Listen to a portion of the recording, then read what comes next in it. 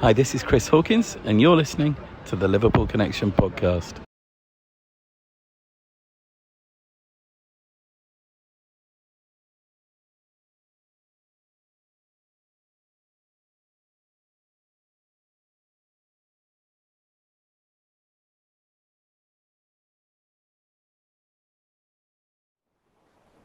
Hi everyone, and welcome to the Liverpool Connection podcast. I'm your host Daz.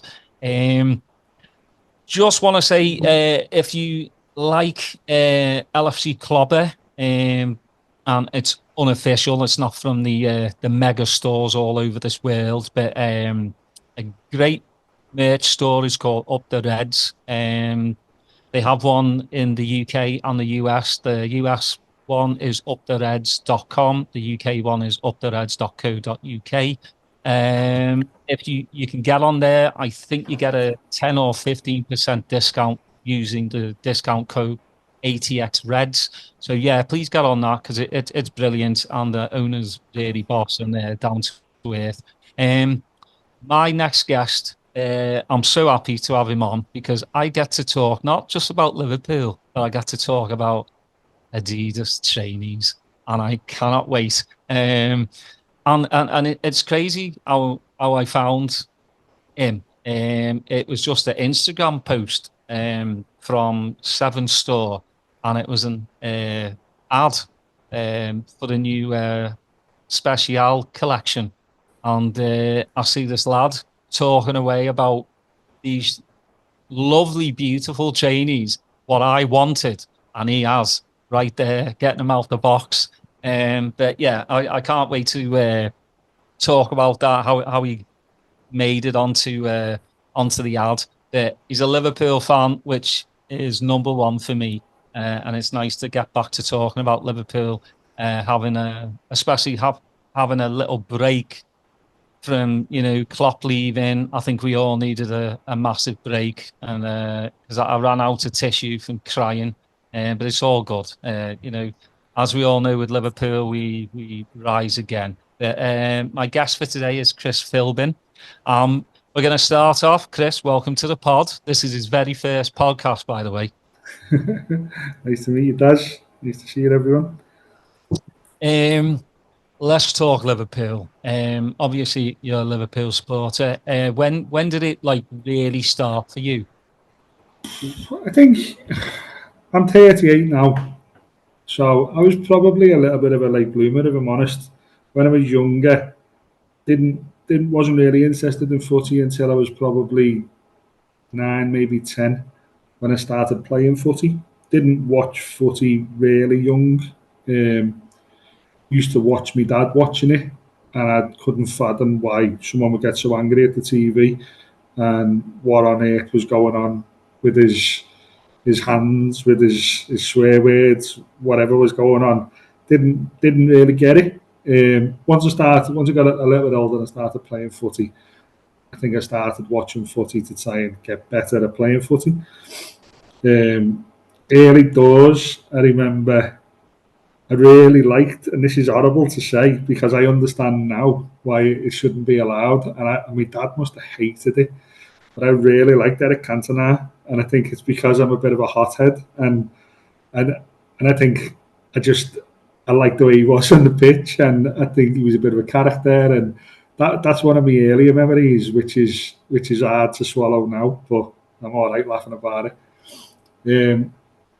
We first proper memory of Liverpool Football Club, and first proper memory of going to match was it was a birthday present. Me and my little brother and my mum and dad had a boss life when we were younger, but there was times where we didn't have the most money in the world, and so generally for Christmas or birthdays you get like a footy kit or something along those lines, and if there was a new Nintendo or something like that coming out, then we'd get that between me and our kid, and my dad's Prezi as well, and we'd all play that together, so it was happy days.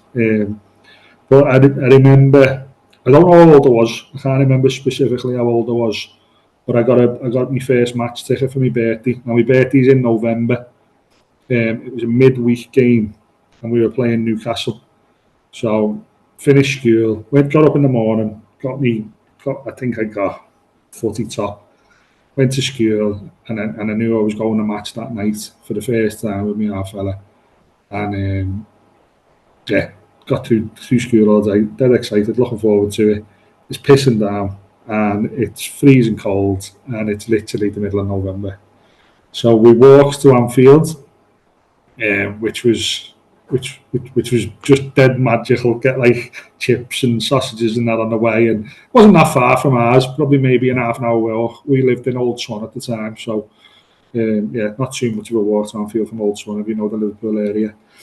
And we get there. By the time we get there, it's like my normal going to bed time, and I'm freezing cold. We get in the ground. I'm sort of running on adrenaline.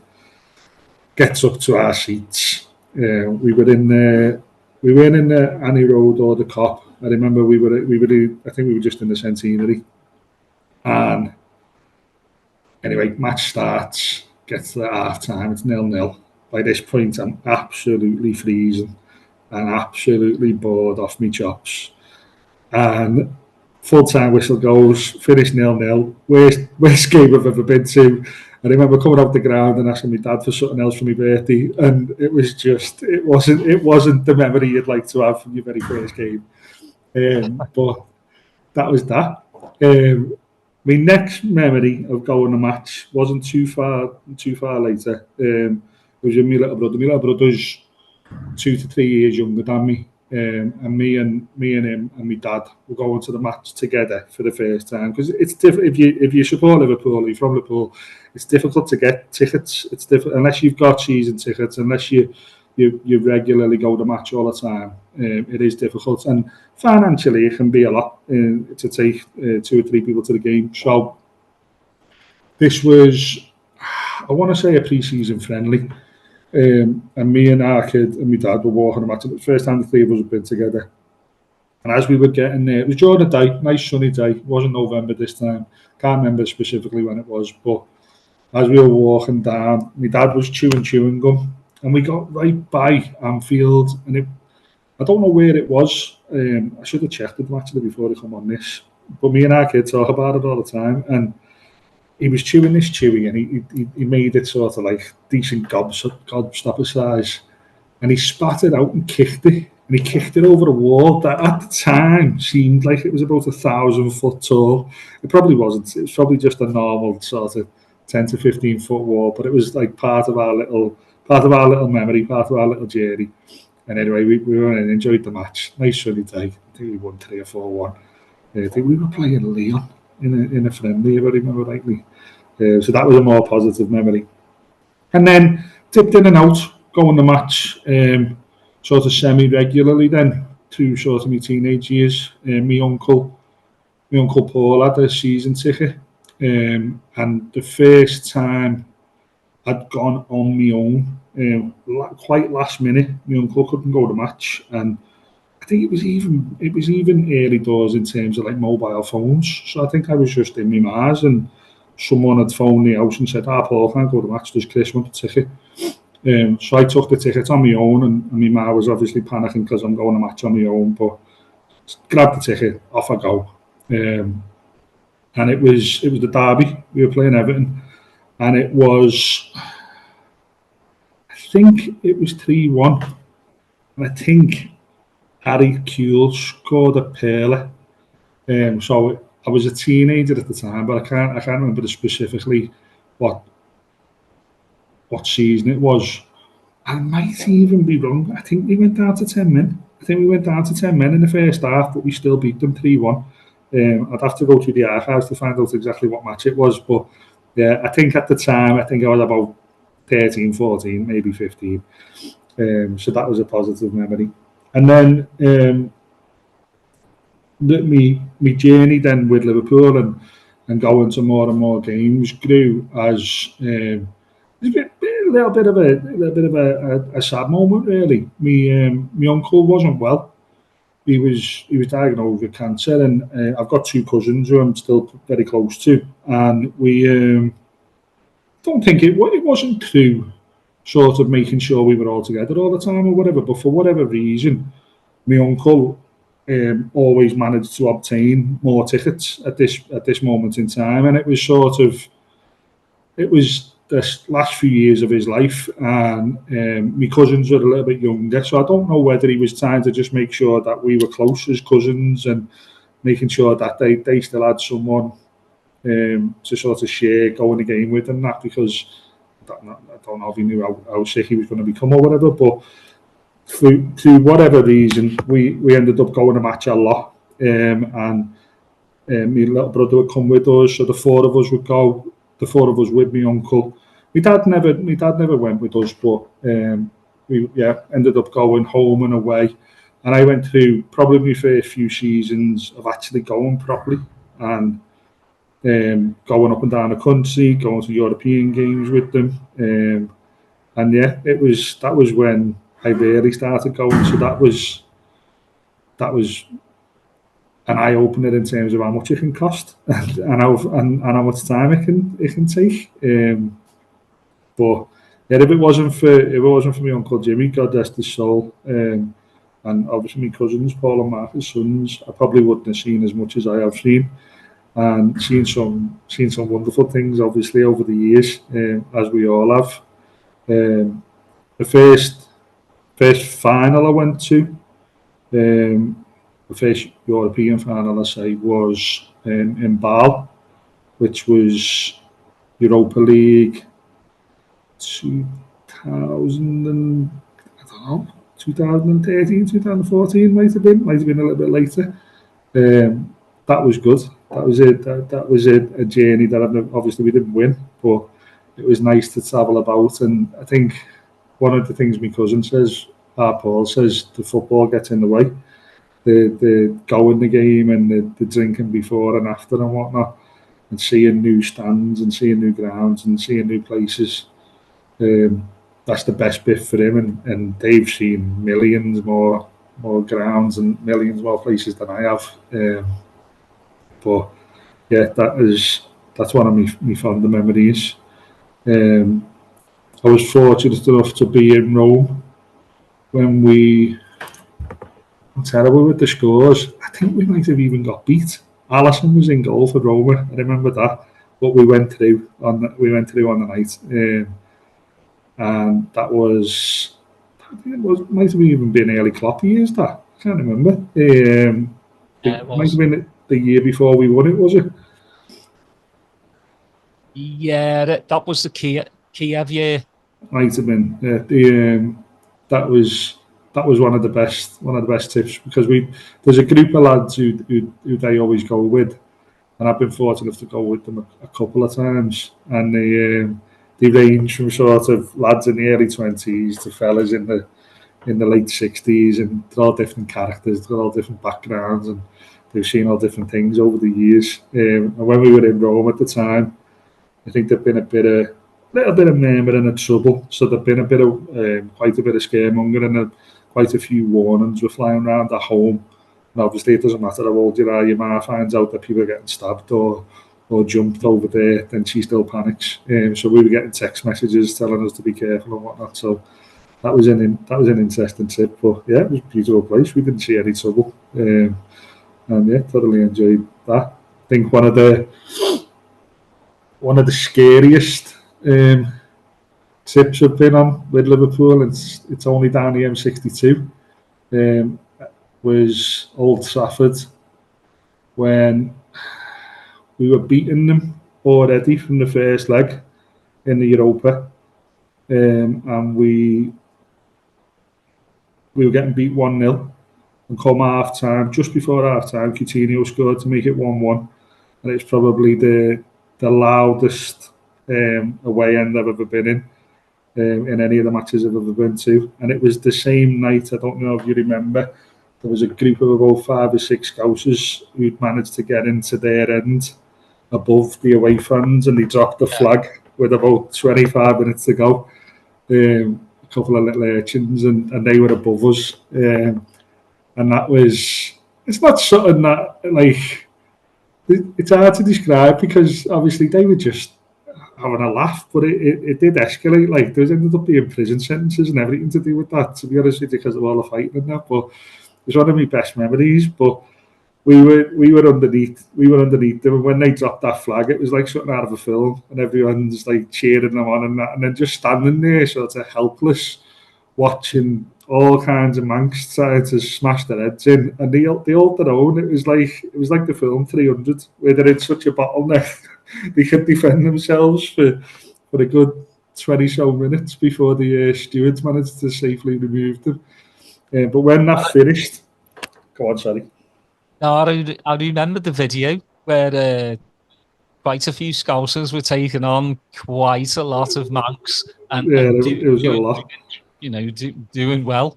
Yeah, I remember that video really well. Just going, oh, you shouldn't have done that. It was one of those. It was like, why did you do that? But it's boss. yeah, exactly. You're just like, what a stupid thing to do. But I'm glad it was you, and not me. But when that match finished, obviously we'd knocked them out of Europe, and that had gone on, so it was quite intense.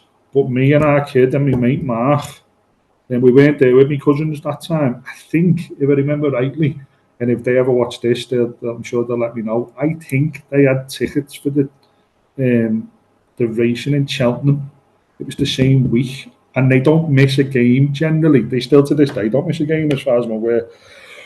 But I think they went to Cheltenham races because it was booked miles in advance, and I think it was for an important birthday or a stag day or something, and they couldn't get to the Man U game. But I think I even remember them weighing up whether or not to just get a bus back just for the match and then get a bus back to Cheltenham for the following day's races, because I think they were doing 2 or 3 days worth of the races, and they didn't go to that game. And I think it's one of the very few games that they missed, probably count on one hand, and I think they regretted it, to be honest with you. I think our Mark or our Paul was talking to me one time saying like, oh, I wish we'd have gone to that game.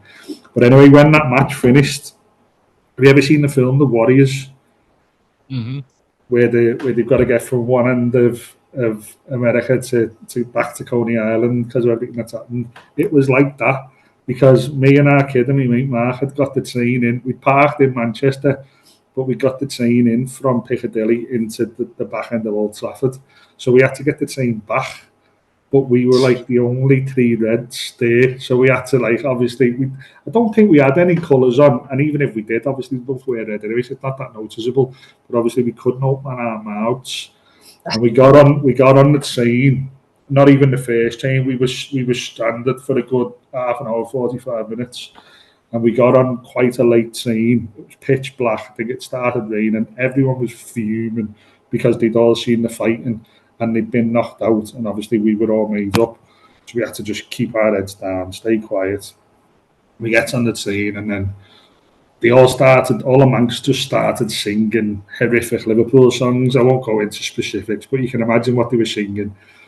And like, you can't tell from the camera, but I'm a big fella. And my little brother, I've got hold of the handrail on the train, and there's a fella, he's bladdered. We were stone cold sober.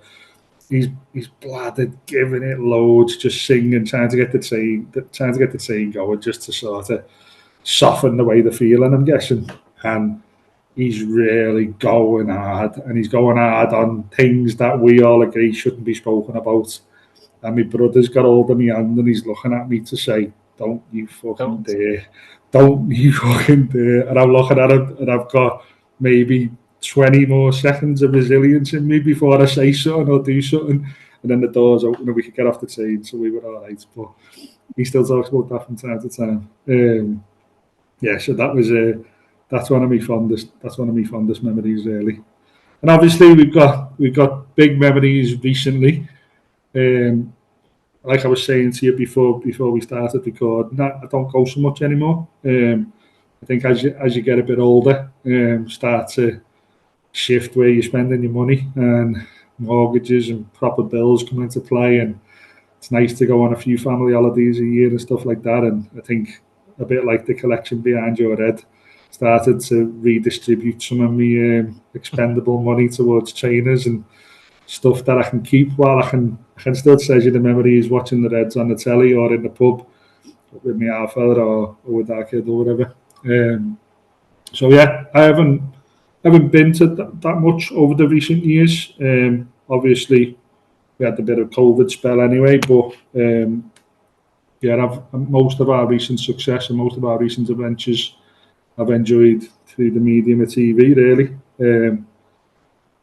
But obviously, we've got a period now where, even though I've never met the man, I would have loved to have met Klopp, and I've met a few Liverpool players and a few Liverpool managers over the years. I would have really liked to have had a hug off Klopp or have a pint with him or bump into him at a pub or something. And when in Liverpool, not that big a place. I'm sure you can remember from all the years ago that you lived here, but it really isn't a big place. So when you're wandering about, you often see celebrities and you often see footballers when you're just in the city centre. But for whatever reason, I think obviously he's so noticeable and so loved. I think he kept his head down while he was here and stayed away from the city centre, which is quite sad in a way, really, that they have to do that, but it's understandable. And now we're at a point where we've got to deal with them. Feels like, I mean, Touchwood obviously doesn't die for many, many years, but it feels like someone's died. It does. I mean, that's what me misses. Oh.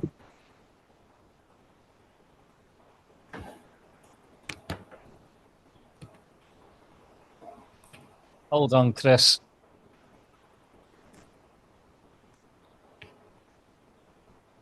There we go. Yeah, that's what I don't know what happened. The aliens. That's what my missus says as well. She's like, he's not dead. You know, he's alive, but he's just leaving Liverpool. But it's, you know, 9 years of your life watching this man like come in when Liverpool weren't doing very well under Rodgers. You know, and the fanfare in that 2015 October, you know, he comes in and he says, "I'm the normal one," you know, and this is during like Mourinho period, you know, he's the special one. He's just a cocky little bastard, and Klopp just comes in and says like, "I'll make, you know, doubters into believers," and every word that he was saying, you started to believe it, you know. And then I think it was just a love affair with not just Liverpool Football Club, but with Scousers and with the city. He really like I'll say it like every single time he just got the people, and I think that's what really resonated with a lot of us. It's like he felt like someone you could sit down with, have a bevy with, and not just talk about Liverpool Football Club, but talk about like what's going on in the world. And I think that's what we're going to miss the most. You know, and it is funny because, you know, obviously like Slot hasn't done a presser, and it seems to be like boiling over on Twitter. Like people are going absolutely ape shit over him not having a presser yet, and I'm like, you know what? I'm okay with that. Yeah, like, I think it's quite cool. He's on holiday. He's just like, I'm on holiday, leave me alone. Well, I mean, what's he going to do? Like, I mean, the players aren't back. There's a European football being played. There's Copa America being played. He's coming back to, you know, like 1/3 of the squad. I think people just these days, they just want to, you know, they want to see him. And what's he going to do? Say his tactics before he's even met the players. He's still getting his backroom staff together. And I just think people just need to just chill out and like, you know, Michael Edwards and Hughes have got it covered. Like everyone just needed a break from Liverpool Football Club. Even the people that work there. I think people forget that you know there's actual jobs at Liverpool. Everybody like put so much effort into, you know, Klopp's farewell that we need this little break and just people just going like just like absolutely nuts over it. I'm like I'm all right with it because I'm all right. Once you know, some people are saying is he AI? You know, they're just like, does he really exist? I'm like, well, there's photos of him in Vita with his lovely wife and daughter. So yeah, he does exist, but they're doing it on their terms, and I don't mind that. But you know, I don't want him to fill Klopp's shoes. No. That's not what it needs to be different. about. It just needs to be different. Yeah, I mean, he's not going to run up to the Kop and do the boom, boom, boom. He's not going to be what Klopp is. You know, his tactics might kind of resemble what Klopp does, but I'm ready for something new, something, you know, maybe he doesn't talk too much, which, you know, maybe he's just, you know, does the talking on the pitch, which, you know, but I want to bring it back a bit for you though, because I think going like I said, you know, going as a 6-year-old, I wasn't really taking it all in. But when you go as a teenager, you know, with your first time kind of being let loose, and you know, you go with your mates, it's the journey, and I like what is it you said it, your uncle or your cousin, where football is We call Paul. it's exactly true. Yeah. But it is the journey, like to go abroad. That, you know, football is the end of it. It's traveling with your mates, going to a different city, seeing new things, and I just think that's one thing I really really miss, especially being over there. I mean, I can get to a home game because I've got, you know, mates that'll help me out. To actually go to like European away, it's tough for me, you know. I'd my mates actually. He went to Barca for the Champions League away leg, you know, before we smashed before them. the 4-0. Yeah, and he had put his ticket in his back pocket. I'm sorry, Glenn, I'm going to tell this story. He put it in his back pocket, and somebody nicked it. Or he actually gave it his mate, and his mate had put him in his back pocket, and they got nicked. So he had to try and find a bar to watch the Barca game in After travelling over from Liverpool or travelling over from America? From America. Yep. Yeah, I mean, I think he went home first because he's from the Isle of Wight, and he went home first, or Isle of Man, one of them. He went home first, and I think then he went over, and somebody nicked the ticket, just his ticket, I think. Okay. I was like, you poor bastard. Well, you never put your ticket in your back pocket. That's a rule. Don't generally put anything in my back pocket, to be honest with you. My pants are too tight. Yeah, not these days. But yeah, just that. I mean, that's the journey, and I think that's the biggest thing that I really miss, not being able to do that. But you know, like you said though, you know, you have family now, so it's not, we're not 15 anymore. You know, we're not in our 20s anymore. We can't do the things that we really want to do. You know, go get on a train with all your mates with a bunch of cans. You know, Right, the weekend off. Yeah, exactly. So, you know, I miss those days, but I'm glad I experienced it though. You know, because a lot of people. Yeah, I think I'd agree with you, and like I say, I've had more than my fair share in terms of experience in it. But I think even if you just go to once, even if you're lucky enough to just go to once, whether that be Anfield or whether that be an away game or whatever, but there's definitely a difference between like I love Anfield, and I know that there's certain Reds that follow Liverpool that don't particularly like Anfield because it's a bit of a theatre, like we were talking about offline before, in terms of like people recording stuff and iPads and YouTubers and the likes of that. I get that, how that can impact an atmosphere and stuff like that, but regardless of that, even before any of that sort of come about in football, and these people who have a channel where they watch the match and they just go over the top, exaggerating everything that happens. Like, I don't know how people watch that. I don't know how these people are making millions of pounds. It makes me feel sick. And I think I'm probably just jealous that I didn't do it first, to be honest with you, something like that. But I think there's definitely, even before the days of mobile phones, there's definitely something special about the away games, because I think it's almost like, and it kind of connects to the trainings thing, to be honest with you, like that sort of casuals, sort of camaraderie, and it's a bit like you're like a small army invading a different city, aren't you? There's whether you don't necessarily have to be looking for trouble, But just the fact that you're in the city, if you're going to Manchester for the bevy before the match, they all know, oh, there's the Scousers, or if you go to Birmingham or London or whatever. And it's like, it gives you like a little buzz. It doesn't matter how old you are. It's like a little adventure. And yeah, I think, I wouldn't say I won't go back to match. It's not something I'm like actively avoiding doing. I think it's just one of those periods where sorting the house out and multiple holidays and catching up on other commitments. But yeah, I will go back and I will try and get to more away games moving forward. Talking about it gets you excited about it again, to be honest with you, a bit like Tony's. But one of the things you said before about Jürgen going is kind of, I imagine it's a bit like when Shankly went. It feels a bit like that, and obviously I wasn't around then, so I don't remember it. But you see the videos, you speak to your dad, you speak to your uncles, and that.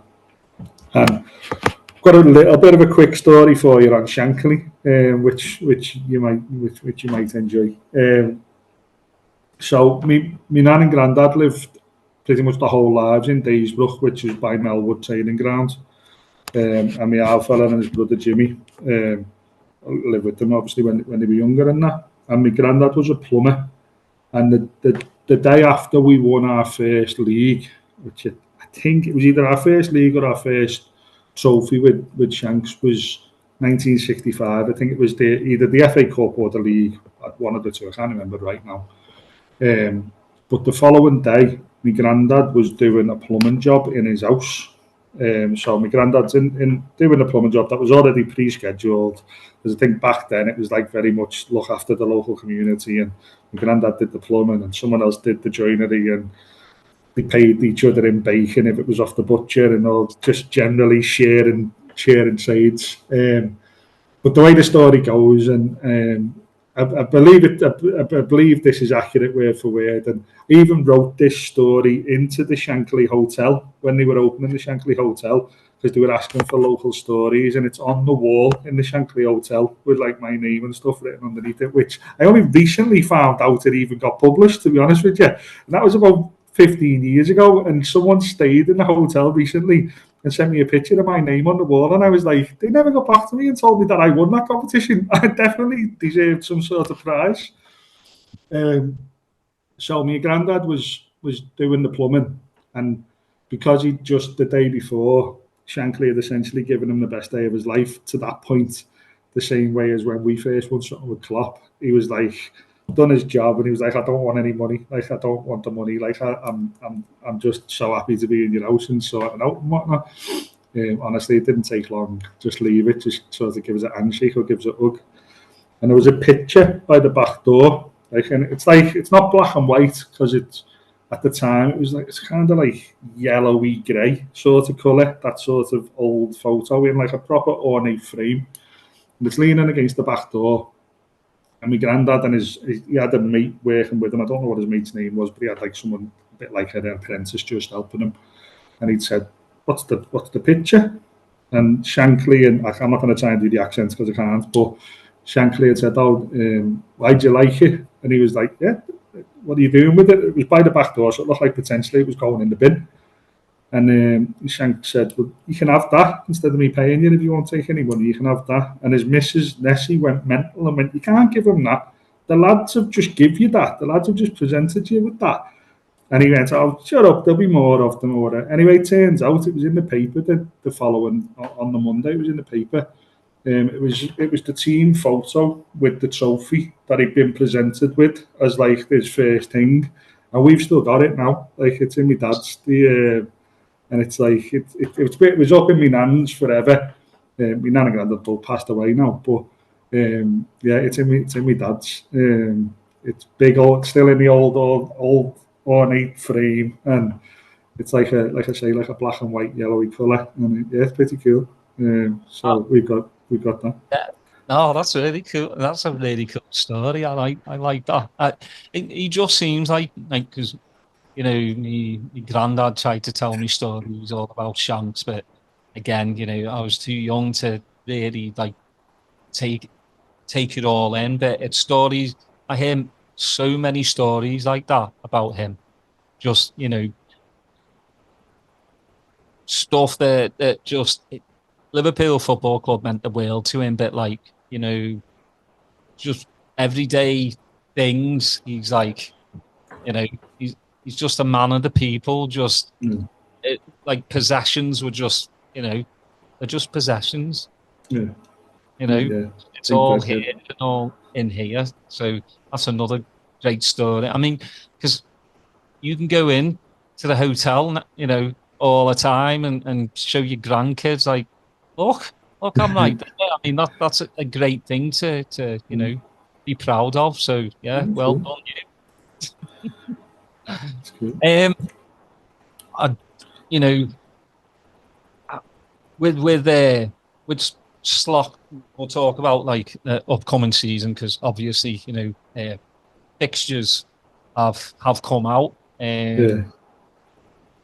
What's your take on like you know, this season coming up? Obviously, to be honest with you, I think I seen the fixtures today. I was in work today, and obviously everyone's WhatsApp starts sending the fixtures round, and obviously the loose fixtures initially aren't because they'll all get moved because of TV rights and all that. But just seeing Ipswich half-12 kick-off, first game of the season, newly promoted, it was like, it's always us.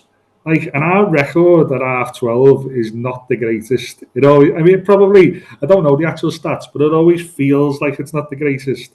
And I think Klopp always made a bit of a noise about the fact that we always play at half-12 when we've played on a Thursday night or a Wednesday night. And it doesn't seem to happen to anyone else. And also other leagues protect their bigger teams, like in terms of when they've been playing in Europe, you'll see a lot of other leagues will have their teams playing on a Sunday afternoon or a Monday night. And it just seems to be it might just be because we're in it and it feels that way, but it seems to be the opposite for us. It feels like they go out of the way to make sure we're the first game of the weekend. But yeah, I think I didn't know a lot about Slot, same as everyone sees the YouTube compilations that appear out of smoke. I did watch a lot of the end of season stuff with Feyenoord, and he did seem very well liked. And obviously, he'd done a little bit similar. Obviously, Feyenoord haven't got the history Liverpool have got, and it wasn't like we had no history and we had no trophies, and then Klopp won us trophies. But we'd gone a long while without sort of putting trophies at least back to back, and he seemed to have really lifted them out of the darkness, and I think give the fans a bit of belief. And he does seem to have something about him. He seems a little bit quieter. He seems a little bit, I don't want to say cooler because Klopp's so cool, but there's just a different air about him. And yeah, I'm excited, but I just don't. Modern football now, I think you see some other teams, how many managers they've had, and how much turnover there is in the way of management and backroom staff and that. And I just hope we give them the time. And I think it's harder now because social media and YouTubers and the media and that in general, they don't get time to breathe. Like, there's so much pressure. If they have one or two bad games, it's like the end of the world. And I don't know, I think in normal jobs, in any job, it's supposed to take 6 to 12 months to get your feet under the table, doesn't it? And I mean, paint it however you want, but it's a job, isn't it? That's his job. It's give him the time to get it right, give him the time to get it wrong, but give him the time, ultimately. Like, see how it goes. Is he going to come in and win everything first season? He might, but might also not get anywhere while he's finding his feet. And yeah, I'm just excited to see, like you said before, maybe a different style of football and a different season. And by no means was I bored of Klopp, not at all. And would I have had Klopp for another 10 or 15 years? 100% I would have. But a change is as good as a rest, isn't it? And I think I'm looking forward to seeing something a bit different. And I think other teams had figured us out. They'd figured us out after a couple of years in terms of what, like, how we operated and our pressing game. And I know it coincided with Pep Linder's book at one point. So I think he's got a lot to answer for as well. I think my fella wanted Pep Linders to be the manager, and I think I did just based on the fact of what my dad had said. And it was a bit like when Shanks left and Paisley took over. that sort of vibe. And for whatever reason, the club hasn't gone in that direction at the minute. But I do think he'll be back in the hopefully in the distant future if things work out well for Slot. But yeah, I think we'll see him again. Yeah, I think with Pep, he said, that Tom Werner that had talked to him about it, and I think Pep just thought, not right now. Which I think it's kind of the same with Alonso as well. He was just like, look, this is my first big, like, he did real Sociedad. Leverkusen is his little baby where he can kind of progress, whether he goes to Madrid in a few years, who knows. Obviously that would have been the fairy tale for Alonso to come back, just because he knows the club so well, and we have so much love for the lad. That Pep was in my books as well. I was like, it would just carry on. But I just think now that Klopp has left, we just got to get behind Slot, see how things go. I do think we'll the hierarchy will give him time, because we can't expect him to go in and win the league and win the Champions League in his first season.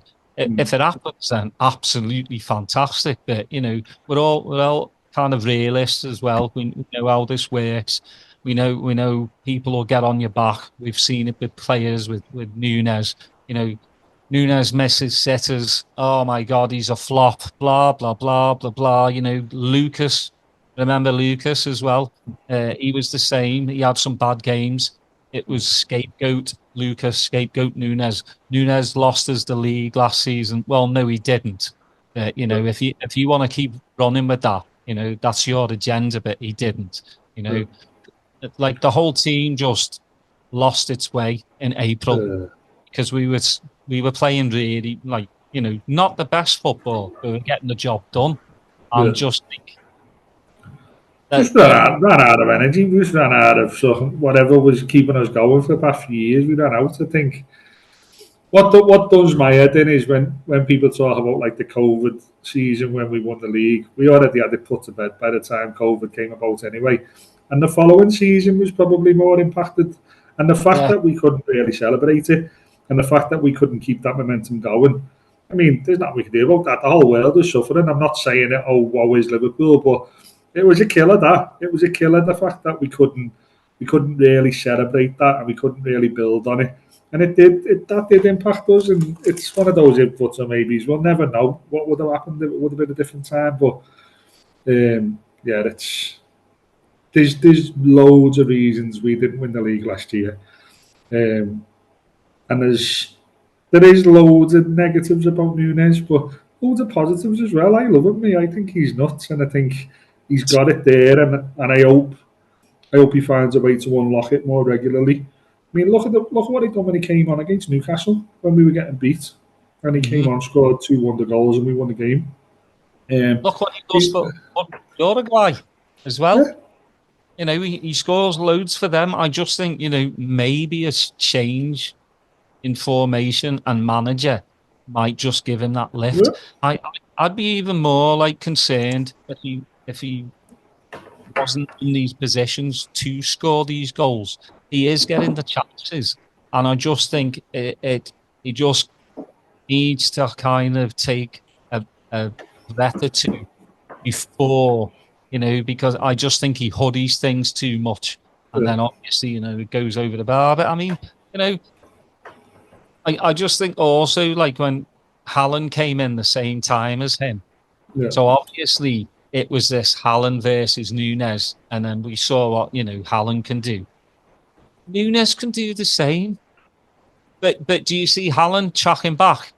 No, you see Nunes running the full length of the pitch to try and help the back line, and that's what I want. He kind of does that in it, and is it because he's overcompensating because he knows he's sort of letting himself down and letting us down in the other direction? And I think all that towards the end of the season, when you heard all about him having to delete his social media and that because there was people threatening his family, and all that sort of stuff. Like, that's just horrific, isn't it? It's like, that's not going to help anyone. And I know it was billed as Liverpool fans, and it probably wasn't Liverpool fans. It's probably trolls acting as Liverpool fans. But yeah, it's just.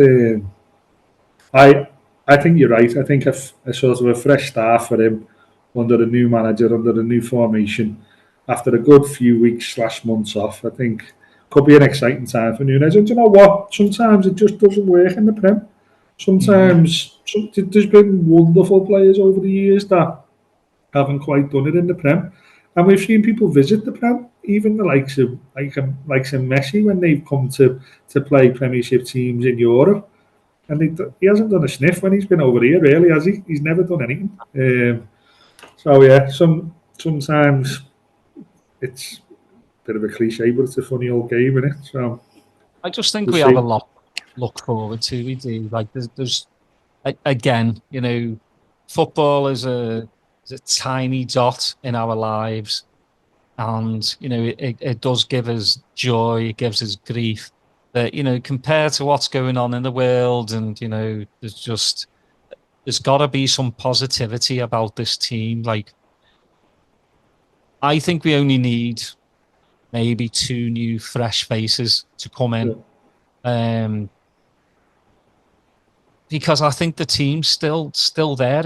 It's young, with the. I hope a lot of the youth stays. I hope a lot of the very young players who started to emerge through this season, I hope they still get the sort of game time that they need and have been sort of hanging around for. And I think it's unlikely we'll keep Kelleher. I'm gutted because I love him. I think he's brilliant. And I think I've been laughed at several times in the pub for saying he's as good as Alisson, because he obviously isn't as good as Alisson. Alisson's probably the best in the world, but Alisson does my head in sometimes when he messes about with his feet and the risks he takes, and sometimes it's cost us. Whereas Kelleher is more no nonsense. He's a bit more old school. He doesn't brain fart like Alisson. Yeah. Alisson seems to brain fart quite a bit sometimes, but he's just one hell of a stopper. But I understand Kelleher wanting to be number one, because that's what you want. That's what you want. He's good enough. He's good enough to be number one somewhere else. And I think, sadly, I think that we're at that point where it's too early for Alisson to go. Yeah. So if that means Kelleher has to go somewhere else to be number one, then fair play to him. I think he deserves it. I just think maybe put a buyback clause. Yeah. If he's willing to do it, get a buyback clause, because goalkeepers can go till 40. 40, I mean, they just can. But I mean, just having that number 2 in Kelleher, because obviously Alisson got injured quite a bit this past season.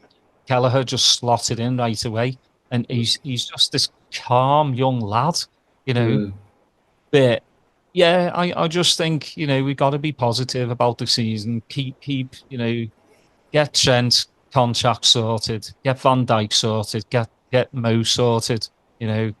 Obviously we don't want him leaving on a free next season, so got to tie him down. I still think Mo's got something to give us. I just all these people, because quite a lot are just like Saudi come in with 100, he should go. I don't, because it's also up to the player as well. You got to think, like, Mo's still young enough. He still keeps in amazing shape. He still wants to win trophies, and we're in the biggest competition in the world for us, for club football, Champions League again. So I don't see him going anywhere this summer. I'm just hoping to, they don't have to be world class. They just have to be really good at what they do. Maybe the DM position for me. You've got Endo, who I do like, but it took him a while to get up to pace with the Premier League, and he sometimes is hit or miss. Then you've got the young lad Bashetic, who I think is going to boss it. Yeah. And obviously he's back now. He's still young. So you've got to like slowly, let him play like the League Cup games, something like that. But, do we need a proper, youngish, like 25, 26 DM? I would say yes. Centre back probably is another one with Matip leaving. So you've got to look at that. Canute can't seem to stay fit. That's my issue with him. And sometimes he looks like he's on skates. Another one where if he has to kind of think quickly, you can see tangles himself up. Exactly. Kwanzaa, absolutely boss. Like, everybody, whinging last season, like, oh, we need a world class centre back. Klopp's like, nah, I've got one. Everyone just like, nah, man. And then Kwanzaa comes in and does what he does. And, he's you going can to see he's going to be incredible, and just working alongside Van Dijk, that's going to be invaluable in terms of his progression and the years. He's going to be playing for 10, 12 years longer than after Van Dijk, probably. and local as well. Local lads, just soak that up and it might be that this could be a transitional season, do you know what I mean? And it could be a sort of trial and error, and it could be where the likes of Bonser and that are taken from the likes of Van Dijk, and then we go on and use that in the second year or the third year, do you know what I mean? It's exciting. It's at least we're not standing still, we're not stagnant, and we're not sort of reliving the same season year after year. So yeah, we'll see what happens.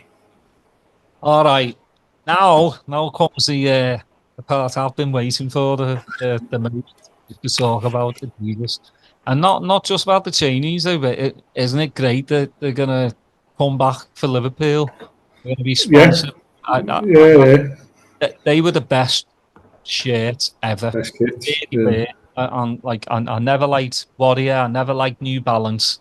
I mean, I don't buy shirts anymore, but just Adidas. You still like seeing them though, don't you? Like, I don't buy footy shirts, and I don't play footy anymore. I managed to play 5-a-side for a couple of years after I stopped playing 11-a-side, but that's the only time maybe I'd wear a top. But I don't buy them now, but I still get excited when I see the kits get announced. And now, because of the way the world is, you see all kinds of kits getting leaked weeks and weeks beforehand, and some of the ones that people imagine are better than the ones that come out. But they are the mock-ups. Yeah, no. I'm excited to the Adidas kits, definitely. Did you see Klopp's boots the last game of the season? He had the Adidas special boots that they'd made for him. They were cool. I saw him with the 10-year T-shirt on as well. Yeah, the decade on. Yeah. Well, I went to that exhibition. The T-shirts were sold out. I went too late. The T-shirts are sold out, and they're going for like £100 or something online, and I don't want a T-shirt that badly. I'd rather get like an independent T-shirt and stick with I like the independent sort of brands, and just a little bit different, because generally if you're wearing something that no one else has got, someone who's like-minded, if you're in the pub or that, they'll ask you about it, and you're like, oh, what's that? Where did you get that from? I don't know. This one's from Amsterdam. This is a lad who Humble Gents Social Club, I think it's called, and he posts them from Amsterdam. Only like a tenner at the boss. That's the thing, is searching out new stuff. I mean, again, you go back to the football on away days. That's what we all did. Like, during the day we'd have bevies, but we'd also go to shops and see what what's going on the continent. And I used to love that. And I think that's another reason why I really love Adidas, is just it's just something special for me. It's again, like, before we started recording, is mine was, my mum and dad would just wouldn't want to spend the money on that, even if they had it. They'd be like, nah, you get Dunlops or you get the 4-stripe Adidas. And I'm like, 4-stripe Adidas? It doesn't exist. And they're like, yeah, we know. Take the off the 4th sports stripe. So I'd have 3 stripes. Obviously, you know, my mates are like, nah, mate, just bin those. Just don't wear them. And you know, again, you know, my first check YTS scheme, which I'm sure a lot of people who, especially America, don't know what it's a youth training scheme that we had in England at the time, and basically you finish school at 16 and you either go off to, you know, sixth form or you go do like a work program. And that's what I did. And I bought my first pair Adidas kits. God damn, they were cheap back then. Can you remember where you got them from? I got them from St. John's Market. Yeah, I was going to say St. John's used to be. So mine was similar. I think there's a little tiny age difference between me and you. But when I was in sort of the latter end of senior school, you got something called EMA, which was Education Maintenance Allowance. So you got that while you were still in school. So every Friday, depending on how much money your mum and dad had, you either got 15 quid or 30 quid. Now, 30 quid could get you a pair of trainees back then. So on a Friday, generally, I think it was every Friday or every other Friday, you got 30 quid. And that would comfortably get you a pair of trainees, a t-shirt, and a couple of bevies on a Friday night comfortably. And you'd have a new pair of trainees every 2 weeks. I've got rid of some trainees over the years, and I've been a size 9 since I was probably 14. If I'd have kept hold of some of my ones that I've given away or given to charity or whatever, they'd have been worth a fortune now. And there's one pair, not Adidas as it happens, there's a pair of Onitsuka Tiger that I had when I was about 16, 17, and I can't even find a picture of them. And I remember how much I loved them, and I have spent hours upon hours on the internet trying to find a picture of them to try and source them again, because I don't know what the model was, I don't know what year they were made, but they were like a running trainee, almost like proper running trainee, like what the Olympians use, where you'd almost have spikes on them, and they were just dead slim, dead different. They were red and silver, and I haven't even got a picture of me wearing them to try and sort of do like an image search. I haven't got nothing, so I think they're going to evade me forever. I just looked at the time and realised we've been talking for about an hour and 15 minutes. Do you want me to move on to how I got onto this special adventure? Yeah. Well, that's the thing. Like when on the podcast, like when you just chatting away, I just looked there now. I mean, we've been recording for nearly an hour, but that's the thing. You just goes talk. like that. It does. It's like 5 minutes, but like, yeah. I mean, yeah, definitely. Like that's the main thing is just, you know, like 7 Store again. You know, if people don't know, it's a shop in Liverpool. Is it their only shop? So it's their only shop. They're online, but it is their only shop, and it's in an area in Liverpool called the Baltic Mark, like the Baltic Triangle as such, and it's like an up and coming area in Liverpool. It's quite a trendy shop, but they're one of the only places that you can buy Adidas special in Liverpool. Pretty much there, and now we've got a flagship flannel store, but they don't have a lot in the flannel store. But the 7 Store has been there for a couple of years. Used to be in Liverpool 1 actually, and it was before they rebranded what they sell in their target market. They used to sell all like crazy fashion, high-end fashion items, like, you know, them trainees, mallets, and like Louis Vuitton trainees and stuff like that. It was very not somewhere I would go when they were in Liverpool 1. But when they moved to the Baltic Triangle, they went more Adidas Special, sort of high-end Carhartt stuff, and a lot of collab stuff like Maharishi, and they do a lot of like Montclair and things like that, but a little bit out of my price range, that, to be honest with you. I think special is where I draw the line. 250 quid for an overshirt is about my maximum. But yeah, so it's a really cool shop, and they are online, but it feels boutique. It feels like an independent, even though they are online. They're actually owned by Foot Asylum, so they're part of the Foot Asylum chain. But it came out of nowhere. So over the years, I think the best part about buying and collecting trainees and and trainer related clothing, I think, is the sort of community that you end up in. I have very little social media. I have Twitter and it's private, so unless I know you, I don't really interact with you. And I'm in a WhatsApp group with a load of sad middle-aged men who I've never met before, and we speak about 1,000 times a day. And the one thing that pulls us together is Adidas trainees. And yeah, I think prior to COVID, I used to love queuing up. For the special releases. Generally, that would be at Size or at Seven Store, because Size would have all the City series and Seven Store would have the special stuff. Camping out overnight or getting there at like 4 in the morning to try and make sure you're at the front of the queue. And over the years, got a lot of what I was after. A couple of things have eluded me, but in general, I've always managed to track down what I wanted, even if it means waiting a little bit and buying it second hand off someone a couple of months down the line once they've got bored of it or they've realised they've spent too much money on the initial launch and they need to recoup some of that. I sort of refuse to pay over the odds. I won't go and pay double price on eBay unless it's something I absolutely know I have to have.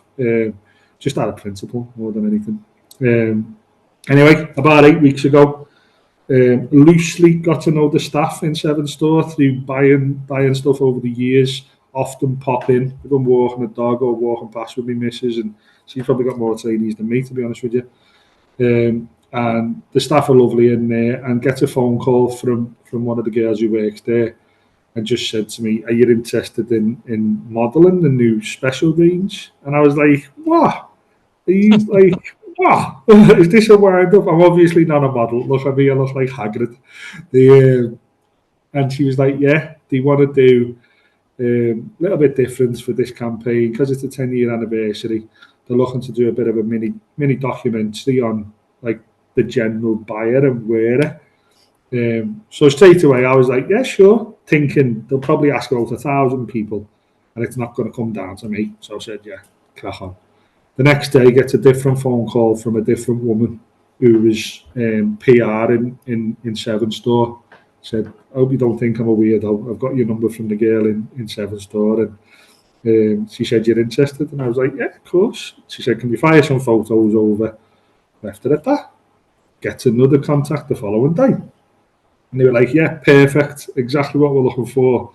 Have you got someone who's like a close friend who you could potentially talk about it with for like a period of time?" And it was all like very limited information at this point. So I was like, "Yeah, I know loads of people who I could talk about it with." But they were like, "Ideally someone locally, and we want to shoot next week." So I was like, I heard the word "we want to shoot next week." I was thinking, this sounds all very professional. Never done anything like that in my life. Like I say, this is my first podcast with yourself. And so I phoned my mate Brian, who was the other gentleman in the photo shooting and the videos. And he's someone who I've known for a few years purely through trainees. And it didn't show everything in the video that was online, but they filmed us for about 4 or 5 hours just talking about trainees, just talking about Liverpool, talking about the Northwest, talking about the culture, talking about politics, talking about why clothes are important in the Northwest, etc. It was like one of the best days I've ever had. Anyway, so phones Brian, says, "Brian, do you fancy this?" He was like, "Yeah, defo." So says, "We're both up for it." And again, at this point, we're still thinking, nothing's going to come of this. It's just, they'll just be fishing for loads of people and they'll pick 2 younger people who are better equipped to do whatever it is they're doing. And then the phone was back and he said, "Can you get next Tuesday off work?" So I booked the day off work. Brian booked the day off work. We met dead early for a coffee. And we both talked about, like, what are we going to talk about? Because they hadn't really given us much information on what we were going to go on. We thought we were just going to take a couple of photos and someone would be there with an iPhone taking a couple of videos for the website. We get to the location and Seven Store / Special / Adidas had hired out a coffee shop, closed it to the public, and they had like full-on Steven Spielberg cameras. There was a director, there was a videographer, there was a photographer. They had all lovely coffees and donuts, and like it was just mad. So like we get there about 9:30. We went for a coffee first, gets there about 9:30, and they were like, oh, we're running a bit behind. Do you want to hang about or do you want to come back in an hour? So we were like flapping. We were like, oh, we'll come back in an hour because we wanted to get outside and go, fucking hell, that looked like professional. What are we going to do? But we both brought a bag of stuff with us just to, like, in case we ran out of things to talk about, a couple of pairs of trainees that we liked. And we printed off a photograph of every pair of trainees that they've ever done, just as like a last resort in case we were struggling for things to talk about. And they ended up using that in the promo, and it was actually up on posters and on the outside of the 7-store shop in town, which was mad. So it was a stroke of genius, that, to be honest with you. Anyway, we goes back. They filmed us for like, I think it was a good 4 or 5 hours, and then took loads and loads of photos. And then the trainees got delivered, which was the main concept of the actual the program, if you like. And all the time we were getting paid for it. They said they were going to pay us, and we'd jokingly been saying, we're not still getting paid, can you just give us the trainees? Anyway, they were really happy with how it went, and after about an hour, all the staff were lovely. And the main girl who'd sorted it out, who worked there, Amy, she said, I've spoken to the boss and he's going to have the trainees, but obviously we've only got the 4 that have been delivered. They were both a size 9 and they were delivered in a size 9, which apparently is dead unusual because samples are usually a size 8. That's just standard. And by sheer chance, these were delivered in a 9, and they didn't know we were a size 9, so that was odd. And they went, you can have the 4 of them, you're going to have to fight over who gets which. So, but me and Brian already had the conversation. If they give us the trainees, I'll have them too. You have them too. So yeah, we did all that, did all the photos and that, and then that was it. End of the day, went on our way, thinking, I can't wait to see that. That was so cool. And then when it came out, which is obviously where you must have seen it on, it was all over Instagram. It was on 7-Store's story. It was on 7-Store's website. It was all over the shop in town and posters and stuff. It proper surpassed expectations in terms of how cool it looked and the way in which they portrayed it. And that was like, it was just mind blowing. We'd have done it for free, just to, as like Adidas collectors and people who love the items. We'd have definitely done it for free, and they knew we'd have done it for free, to be honest with you. So it was really nice of them to give us the trainees.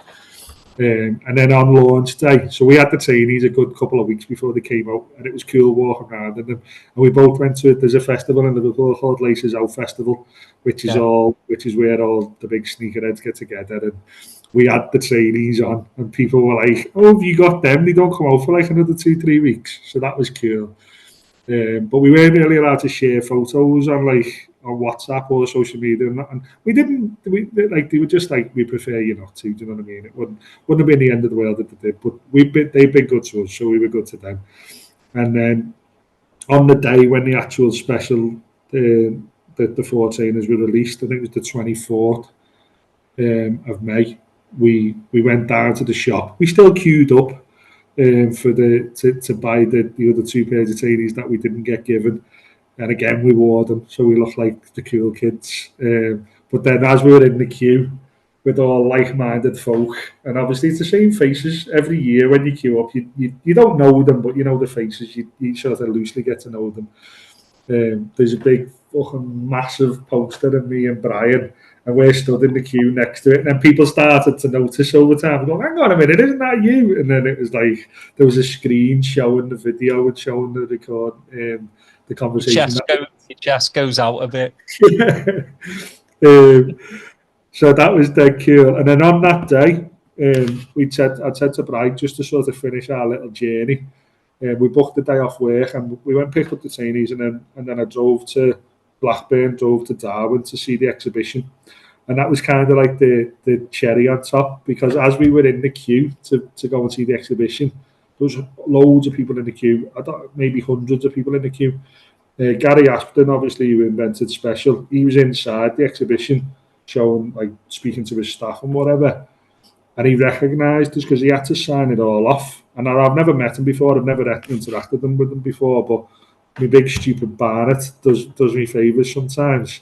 And he literally walked out the exhibition, came over to us to talk to us, and like there was literally people who'd been queuing up for hours to get in, and then he took us into the exhibition and gave us like a personal tour and was talking us through every piece, why he made it, when he made it, what it represents.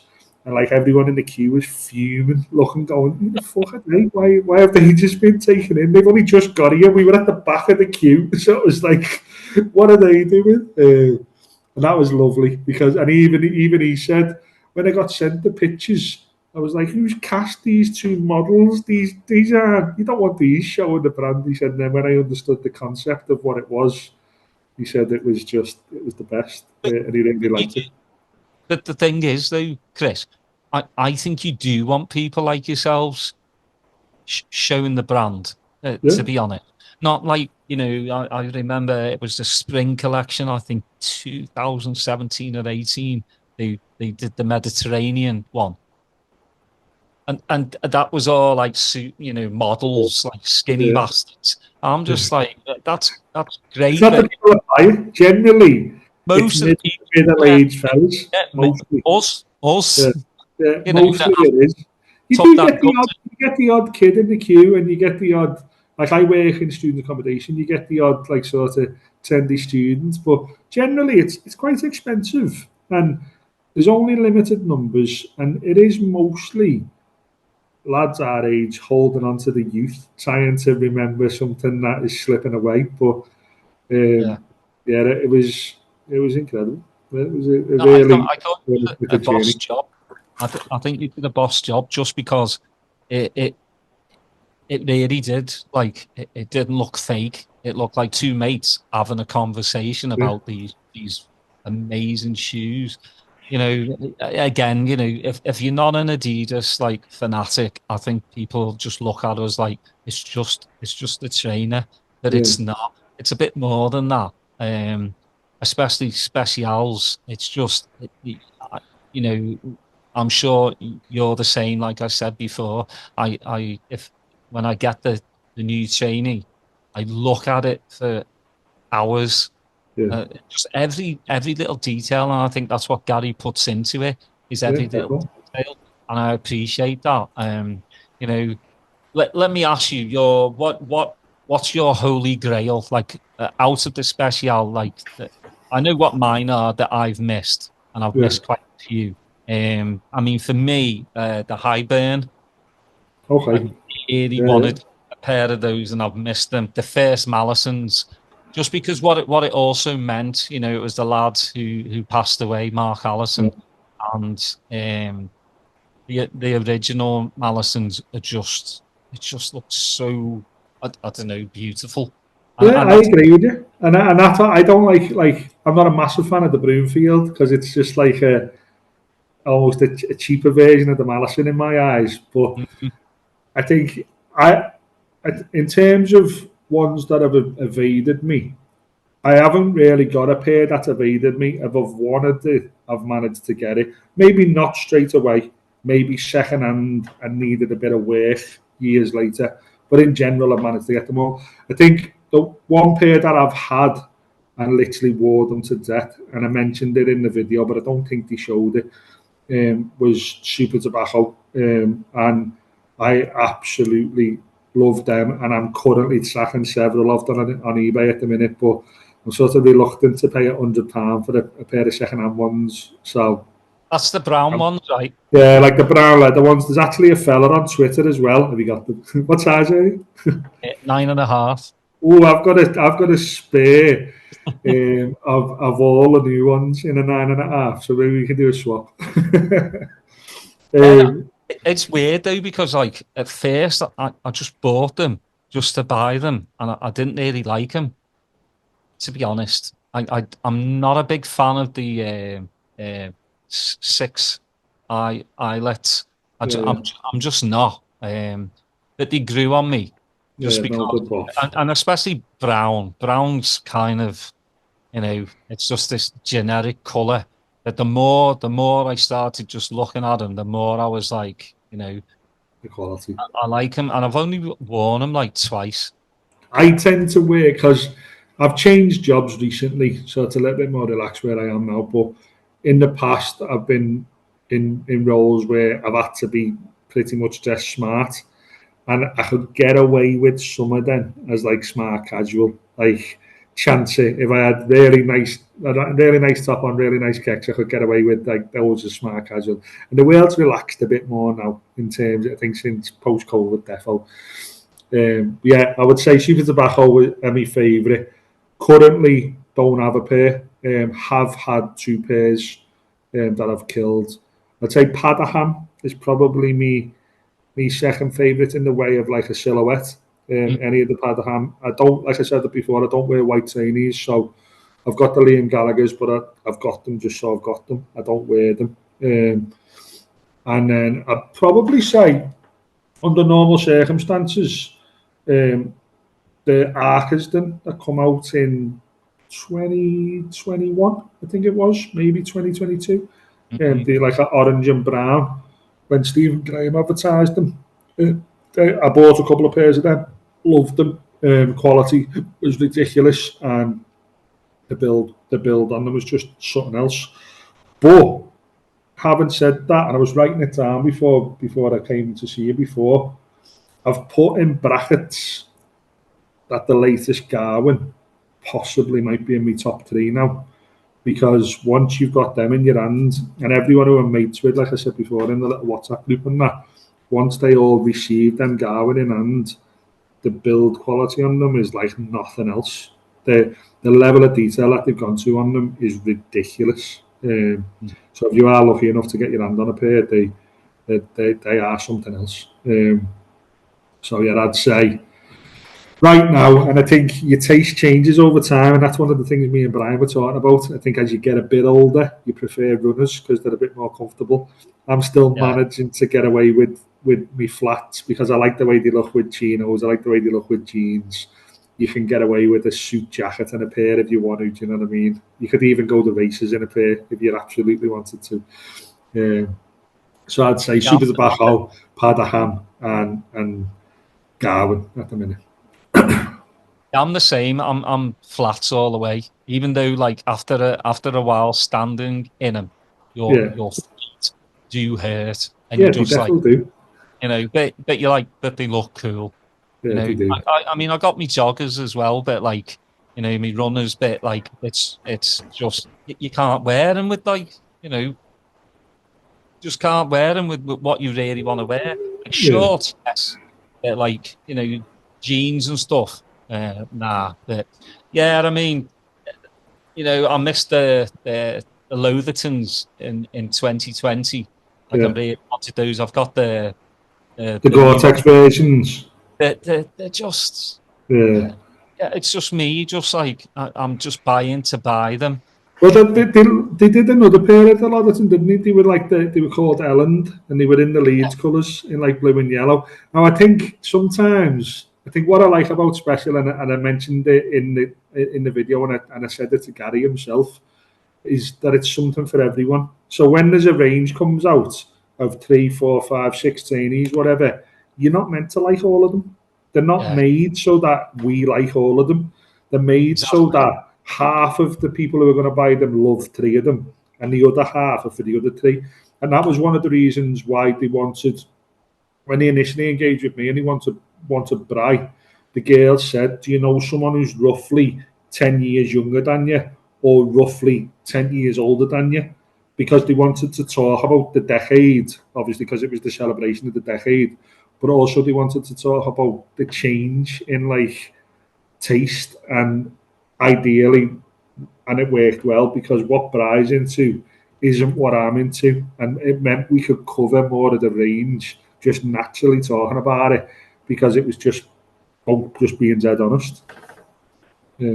Well, it came off really well. But no, I'm you know, again, I'm probably gonna go through these in the next couple of years and probably start going, all right, I need to sell some of these or trade some of them.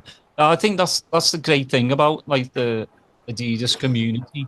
They help one another, you know.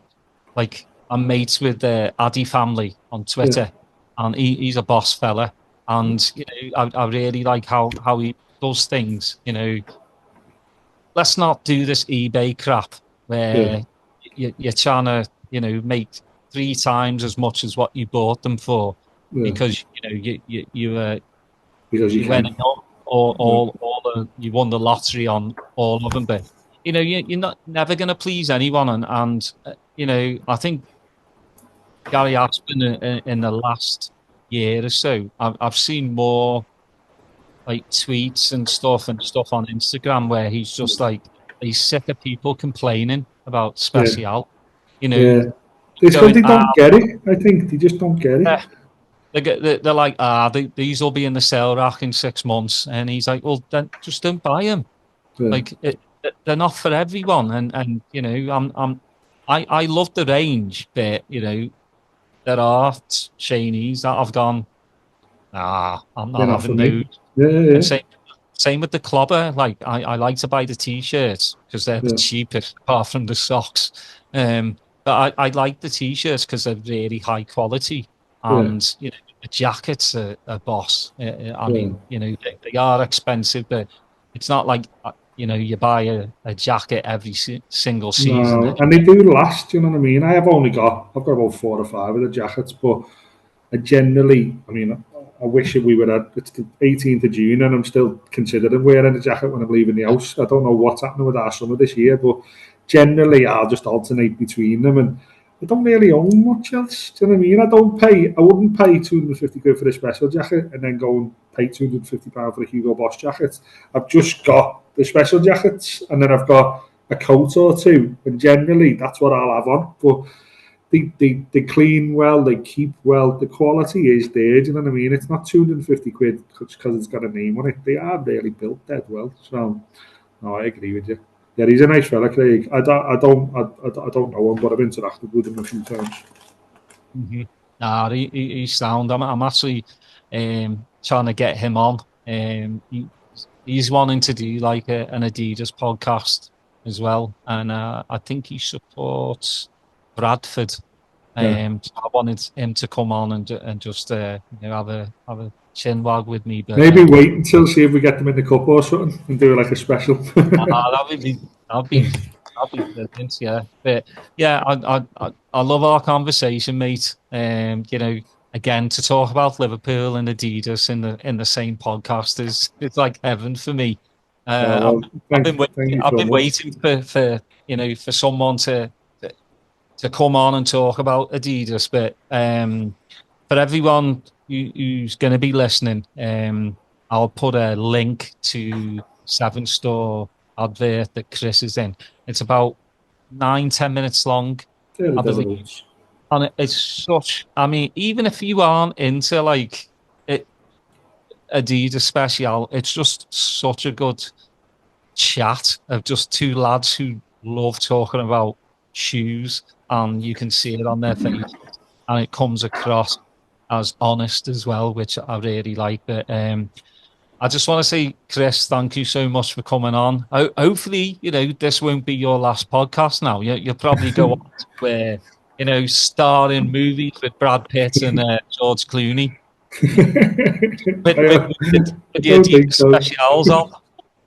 No, that's been an absolute pleasure. Thank you for the invite, and lovely to meet you, lovely to talk to you. If you're running out of people midway through the season, let's get on and review slot start, and hopefully talk about the next special range. Because I think we left the Adidas bit quite late. We could do a whole another hour on Adidas if you wanted to one day. Quite easily. And I just want to say, my missus, see, I'm not the only person that's like addicted to Adidas Special. So there are other people out there. I'm not just like the lone wolf. But anyway, please like and subscribe, and put your notifications on. And again, I will put a link to that video so you can go check that out. But until next time, we'll see you later.